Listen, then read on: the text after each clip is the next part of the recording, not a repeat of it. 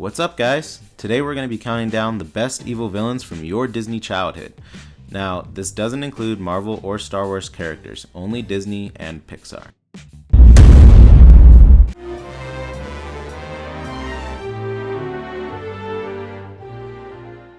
Syndrome. As a young boy, Buddy Pine wanted nothing more than to be a superhero sidekick. But after being terribly rejected by Mr. Incredible, Buddy began his path down to the dark side. Using his technical genius to create the Omni-Droids and weapons, this villain killed off dozens of superheroes, planning to get rid of all heroes and save the day to become the ultimate hero. When his plans were foiled, he stooped down to kidnapping a poor innocent baby. If that's not evil, I don't know what is. The baby's sleeping. Claude Frollo. There's no way a Parisian judge who acts out God's will through all of his deeds can be a villain, right? Well, you'd be wrong. Frollo has been constantly noted as one of Disney's darkest villains of all time. After chasing down a gypsy and killing her on the front steps of a church, he then planned to drown her disabled infant baby in a well because of its deformities.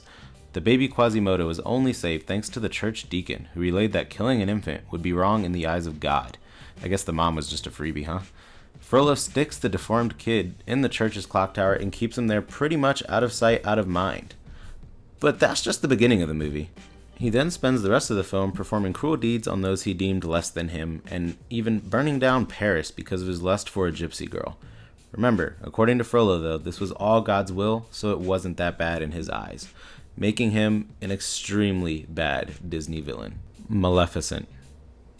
The mistress of all evil cursed Aurora to prick her finger and die before her 16th birthday, forcing her parents to get rid of every spinning wheel in the entire kingdom.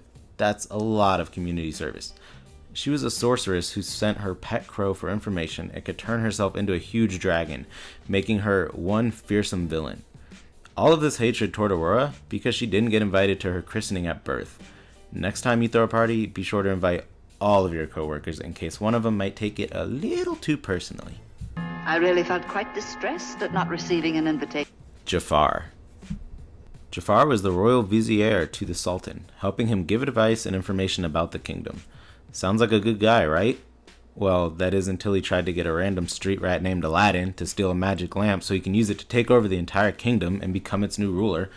Jafar was also a badass sorcerer, and he could hypnotize people with his cool looking snake staff. Sorcerer, hypnosis, awesome position of power. Jafar is by far one of the coolest and most evil Disney villains ever to date. He even managed to excel all that and become an all-powerful genie, so who wants to go up against those odds? Hades. If there was any Disney villain with the power of a god, it would be Hades. Why? Because he's a literal god.